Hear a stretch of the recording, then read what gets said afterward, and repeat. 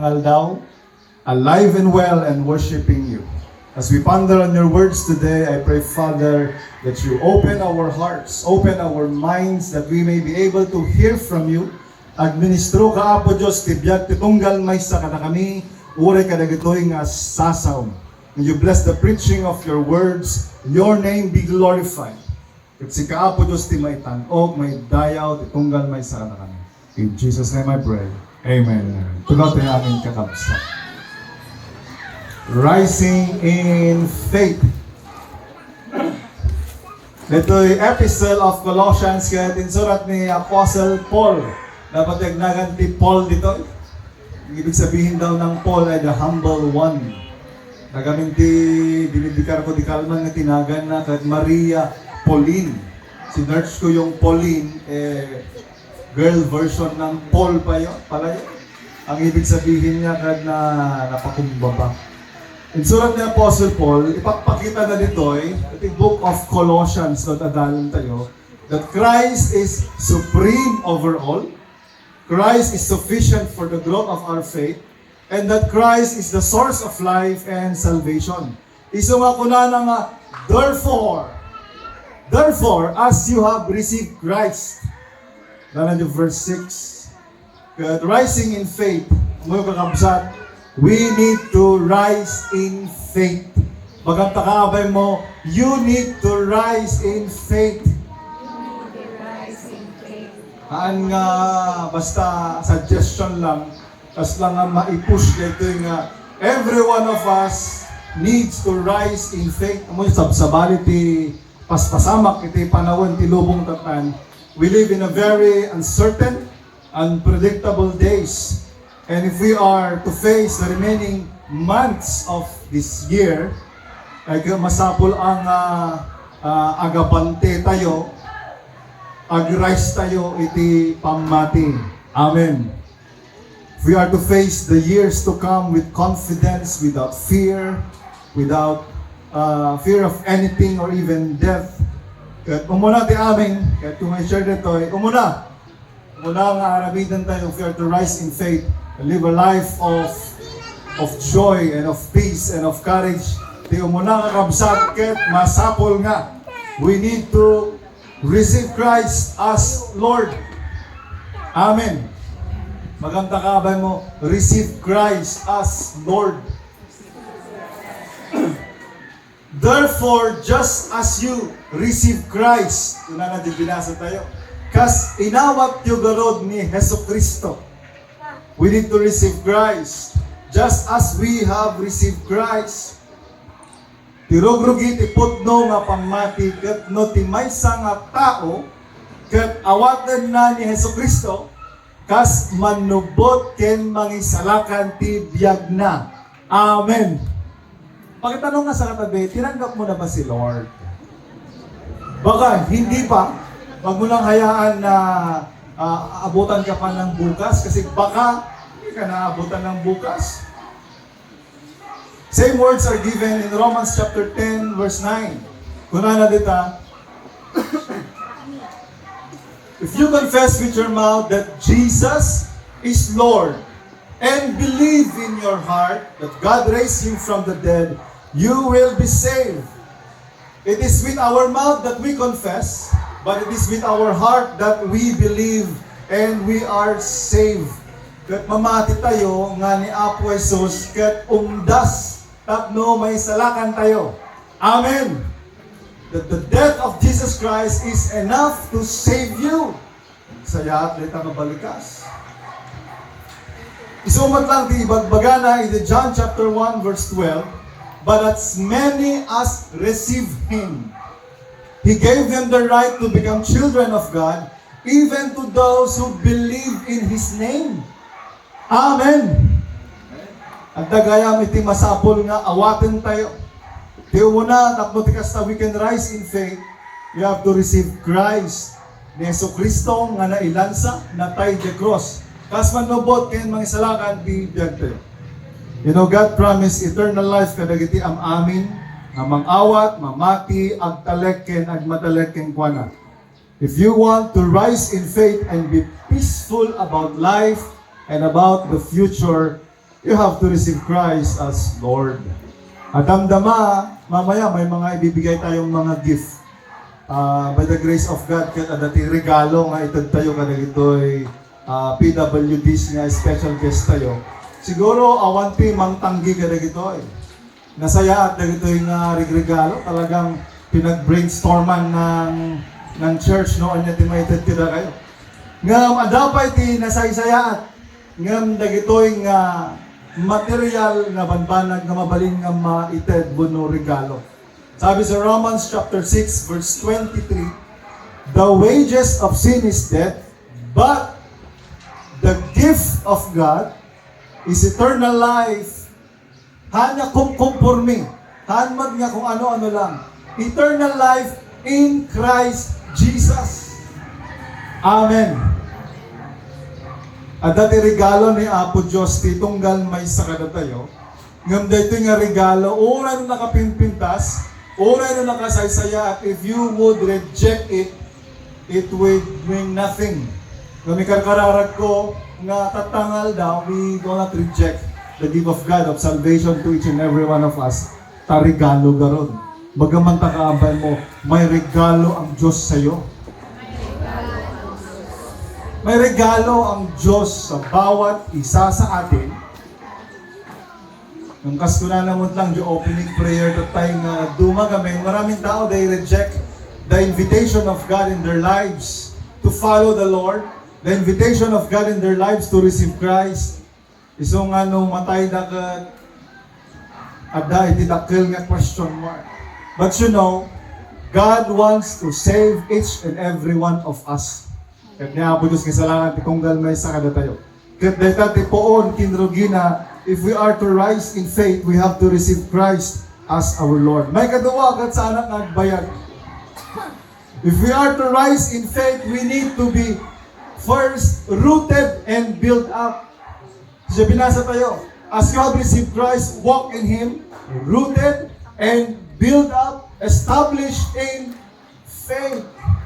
Lumagang man takabay mo, nairamot ka mo langanan.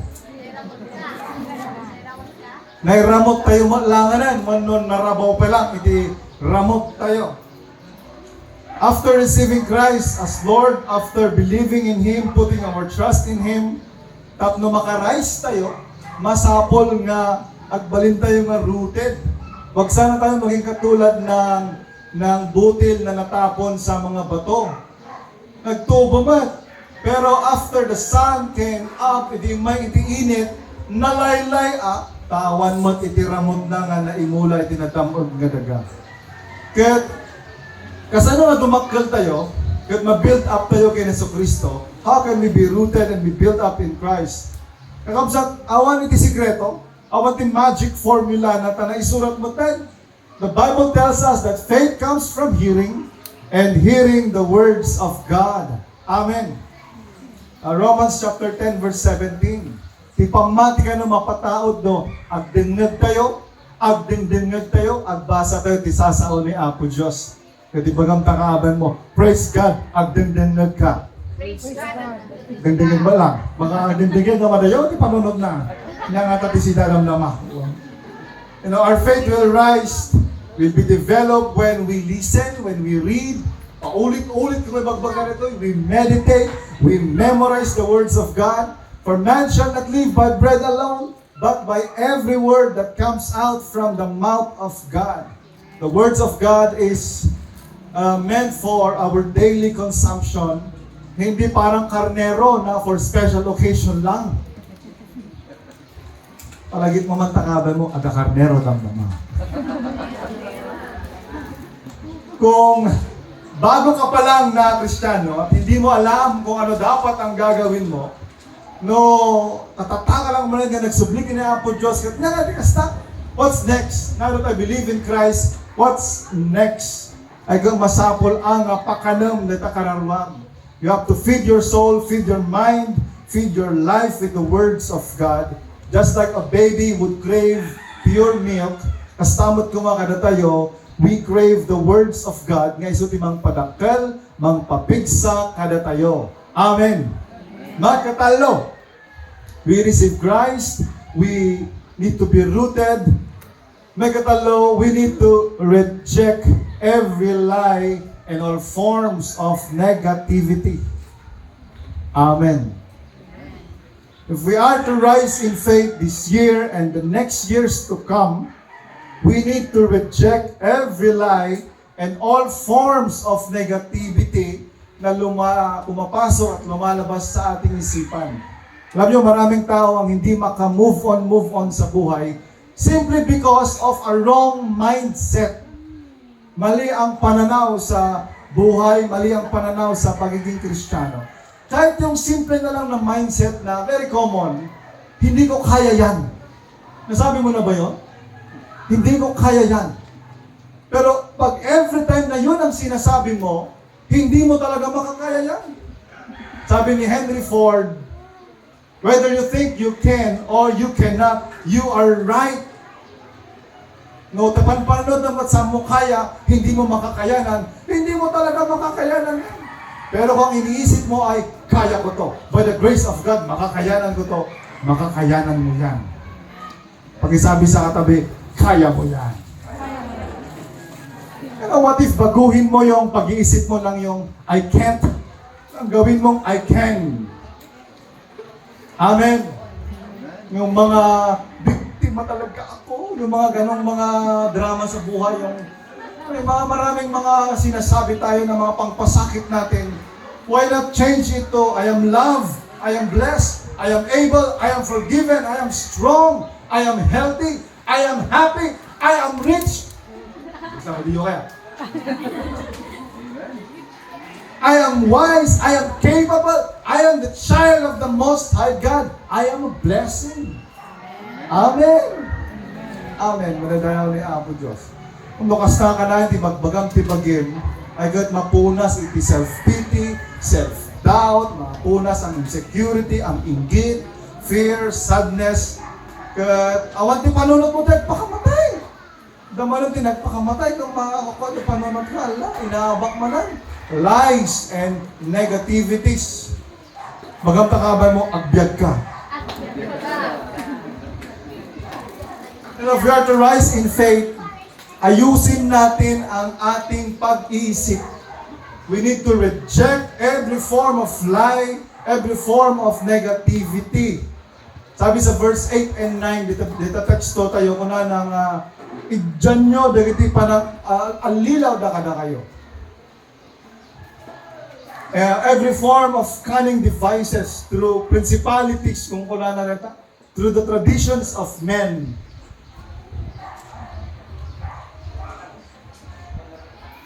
Naturo ka? Iso di magbaga rin? Good.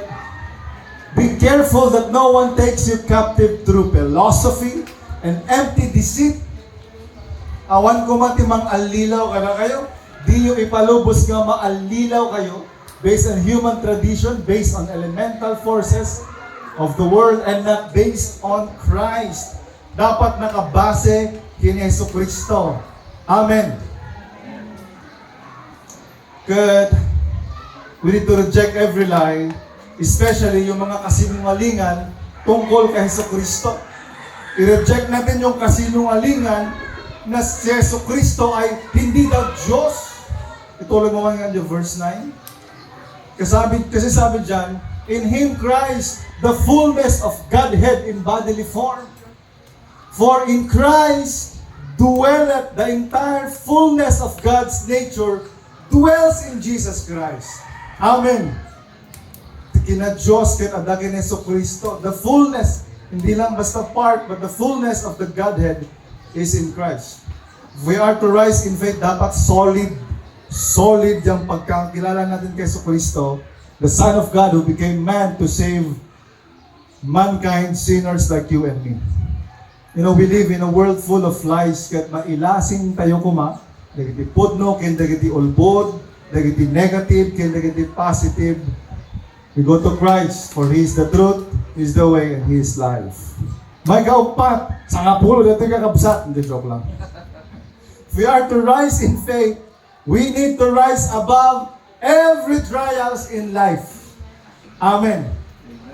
Sino po ang walang problema dito? Nagito'y PW days. Masit na problema na lang ito. Awan una ito, doon ka pan mo kanda. We need to rise above every trials in life. You know, ngayong taon na ito, alam kong marami tayong pinagdaanan ng mga pagsubok sa buhay. Yung mga may pinagdaanan ng pagsubok, wala naman ti amen. Mga iba na pagdaanan na. Yung mga iba kasalukuyan na pinagdadaanan pa lang. Pag-isabi sa katabi, madadaanan mo rin yan. Daanan mo lang. Madadaanan mo rin yan. Malalagpasan mo rin yan.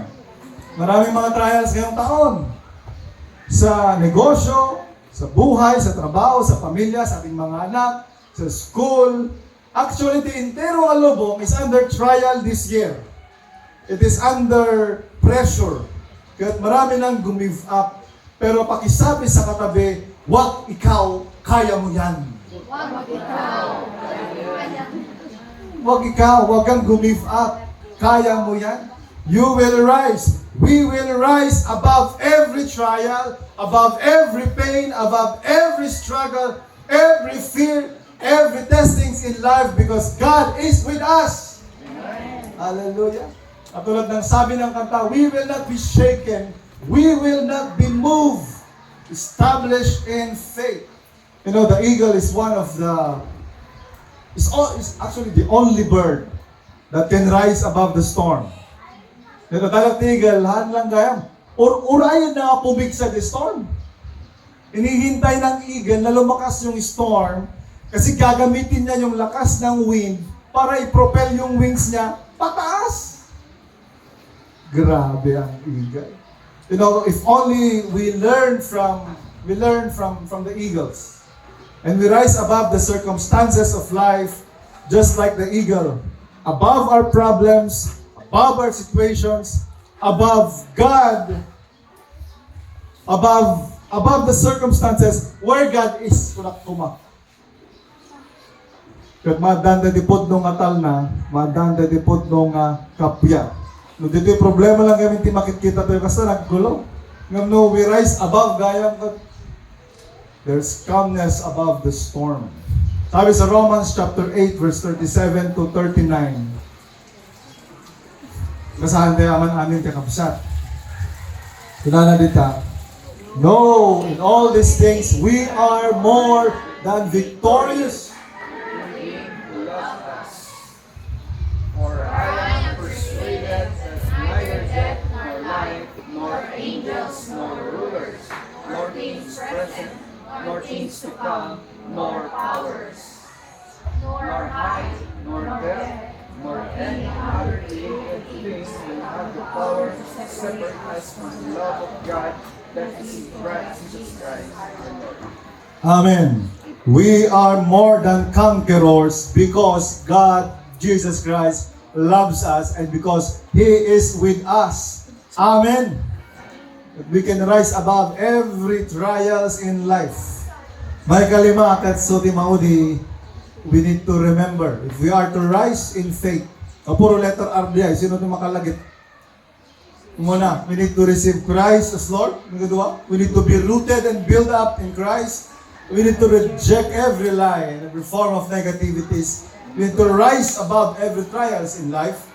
And we need to remember to help the needy. Amen. Amen. Na-sermon ko na to nung last Sunday. Faith without works is dead. At may isang application tipod nung pamati kat isuti pa ng tulong kayo kadagiti agkasapulan.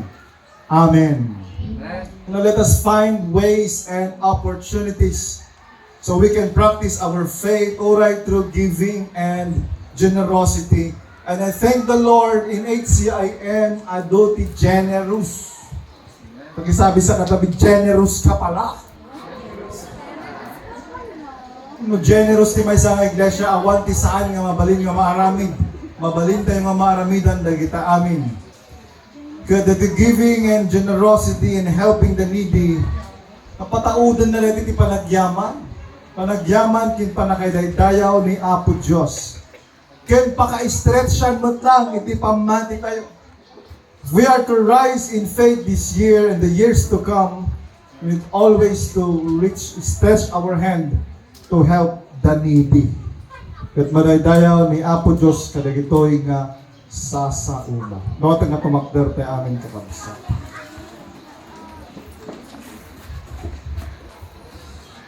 Heavenly Father, we thank you for your words today. It is my prayer that you help us rise in faith. Kudaman na po Diyos, di hampang imawat ting katatangal daw, tignayam ka di Apo Diyos. These people will open their hearts and receive you as their Lord. Help us, Lord, to be rooted and built up in Christ. So wanda kami, Apo Diyos, on how to reject every lie, all forms of negativities.